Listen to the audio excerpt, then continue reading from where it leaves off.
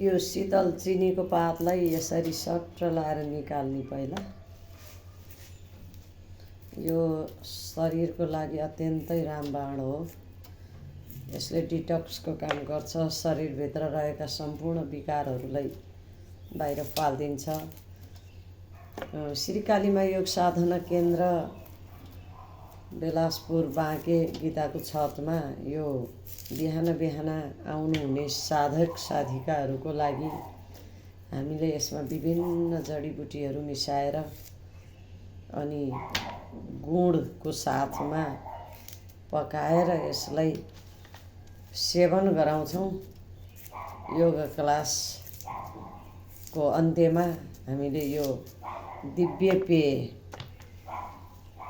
सञ्जीवनी बुटी यसरी पकाएको यो पेय पदार्थ मान्छेले कसैले चिया सम्झेर खान्छन्, कसैले यो शरीरको लागि सञ्जीवनी बुटी सम्झेर अमृत सम्झेर पिउनुहुन्छ। त्यसरी हामीले सधैँ पिउँछौँ। कसैलाई पनि रुगा खोकी ज्वरो छाती दुख्ने दम एलर्जी श्वास प्रश्वास सम्बन्धी समस्याले ग्रसित ग्यास्ट्रिक थाइराइड अल्सरदेखि क्यान्सरसम्मले सताएका व्यक्तिहरू पनि यहाँ आउनुहुन म हार्दिक अनुरोध गर्दछु। हामी योग व्यायाम आसन प्राणायाम ध्यान सबै गराउनुको साथसाथै यसरी दिव्य पेयहरू विभिन्न जडीबुटीहरूलाई प्रशोधन गरेर पकाएर दैनिक रूपमा सेवन गराउने गरेकाले जस्तो सुकै चिसो मौसममा पनि हामी खुल्ला आकाश मुनि नै बसेर योग गरिरहँदा पनि चिसोले कसैलाई सताएको हुँदैन। त्यसरी पहिला यसलाई यसरी मजासँग यो पातहरूलाई चाहिँ एक एक गरेर केलाउने। यो यसरी मजाले केलाइसकेपछि छ नि यस्तो टोकरीमा यस्तो चाल्नु जस्तो अब बाँसको छिटुवाहरूमा पनि हुन्छ। मसँग चाहिँ अब यो चाल्नु थियो त्यसैले स्टिलको अब यसमै पनि यसलाई झारेर मजाले यसरी धुलोहरू झर्छ। हेर्नुहोस् त अब यो दिनभरि बाटोबाट धुलोहरू उडिरहेको हुन्छ अनि यसमा चाहिँ अब चराहरूले बिष्टा गरेको हुन्छ माथिबाट।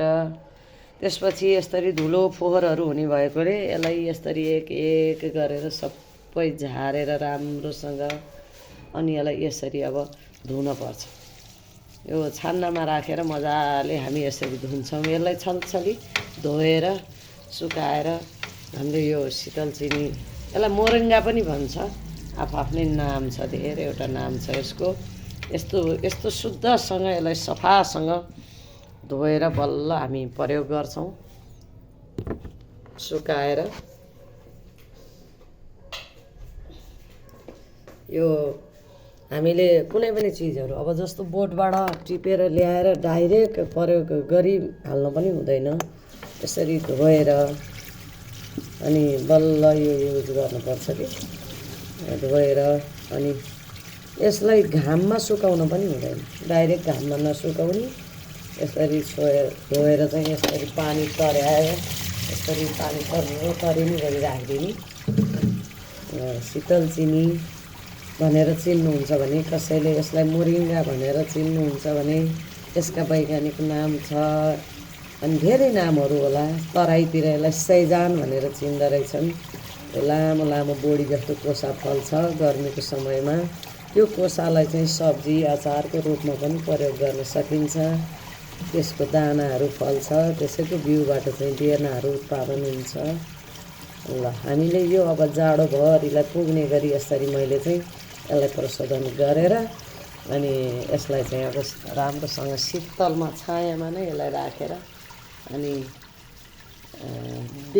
दिनै चाहिँ मैले यो लगायतका धेरै अरू जडीबुटीहरूको साथमा योगामा आउनुहुने र हामीसँग भ्रमण जानुहुने महानुभावहरूलाई पनि मैले बाटोमा पनि यही लगेर पकाएर ठाउँ ठाउँमा जहाँ हामी बास बस्छौँ, जहाँ हामी विश्राम गर्छौँ, यो ठाउँमा यस्ता जडीबुटीहरू लगेर पकाएर खुवाउँदै जान्छौँ। त्यसैले त गाडीमा कसैलाई आजसम्म भमिट भएको छैन। हामी अब 12 गते शुक्रबार अब आउने शुक्रबार आजको ठिक एक हप्तापछि रारा ताल जाँदैछौँ।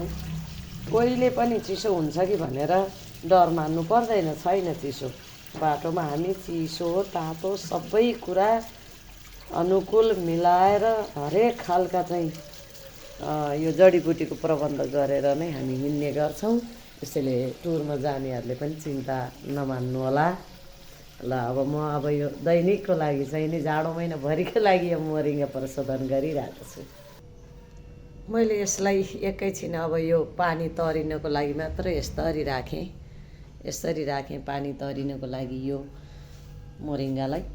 हाम्रो बाँके जिल्लाभरि नै एक घर एक शीतल चिनी अभियानका लागि हाम्रा पतञ्जलि योग समिति बाँकेका जडीबुटी प्रभारी हेमन्त काफ्लेज्यूले यस्तो महाअभियान लिएर प्रत्येकलाई निःशुल्क बिरुवा वितरण गरेर सिजनमा यो शीतल चिनी रोप्नलाई प्रेरित गर्नुभएको छ। एक घर एक शीतल चिनी हुनुपर्छ, मान्छेको स्वस्थ मुटु हुनुपर्छ, नागरिक स्वस्थ भएपछि नगर स्वस्थ हुन्छ, अनि मात्रै देश स्वस्थ समृद्ध हुन्छ भन्ने अभियानले यसरी लाग्नु भएको हाम्रो हेमन्त काफ्लेज्यूप्रति पनि म हार्दिक आभार व्यक्त गर्दछु। उहाँले बिरुवा दिनुभएको थियो, मैले पनि लगाएको छु एउटा। र आज हाम्रो पद्मा साई हाम्रो यस श्री कालीमा योग साधना केन्द्रकी साधिकाज्यूले यसरी यो उपलब्ध गराइदिनु भएको छ आजको लागि पात। र हामी यो कर्णाली अञ्चल मुगु जिल्लामा अवस्थित रारा ताल र मुर्मा टपको यात्राको लागि हिँड्दैछौँ 12 गते। हामी यस्ता विभिन्न खालका जडीबुटीहरूका साथमा जानेछौँ, स्वस्थ भएर जानेछौँ। बाटोमा कोहीलाई समस्या आउला कि भनेर हामीले थेरापिस्टहरू, वरिष्ठ योग गुरुहरू, जडीबुटी प्रभारीहरूको साथमा जानेछौँ। तपाईँहरू ढुक्क भएर यसरी चाहिँ आउनुहोला। यो शीतल चिनी मात्रै नभएर अरू 151-52 किसिमका जडीबुटीहरूका साथमा बनेका दिव्य पेयहरू साथमा लिएर हामी हिँड्नेछौँ। हामीले सबै खालका उमेरका व्यक्तिहरूको लागि कुनै पनि विभेद नगरिकन साथमा राम्रोसँग यसरी यो टुरहरूमा लगिरहन्छौँ। बेला बेलामा त्यो ठाउँका जडीबुटीहरूको बारेमा ज्ञान हुने गरी, त्यो जडीबुटीहरूले गर्ने कामको विषयमा ज्ञान हुने गरी त्यस्ता जडीबुटी प्रति नजिक भएका प्रभारीज्यूहरूलाई पनि आग्रह गर्दछु हाम्रो साथमा जान चाहनुहुने जो कसैले पनि 98 480 70 479 फोन गरेर सम्पर्क गर्न सक्नुहुनेछ भन्दै म गीता थापा हजुरहरूलाई यसरी आग्रह गर्दछु। हामी सबैको भान्सामा यस्ता जडीबुटी युक्त चिजहरू पाकोस्, सबैको स्वास्थ्यमा एउटा समस्या भन्ने कुरो नआओस् भन्न चाहन्छु।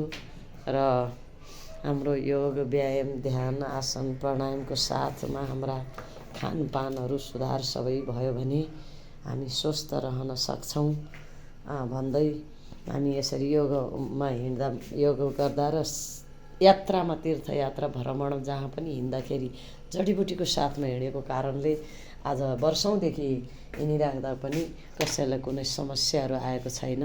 र म यहाँहरूलाई त्यही आग्रह गर्न चाहन्छु र यहाँहरूलाई नजिक पाएको पर्ने ठाउँका आफ्ना योग साधना केन्द्रहरूमा गइदिनु होला, अल्छी मानेर घरमा नबस्दिनु होला भन्न चाहन्छु। धन्यवाद, नमस्कार।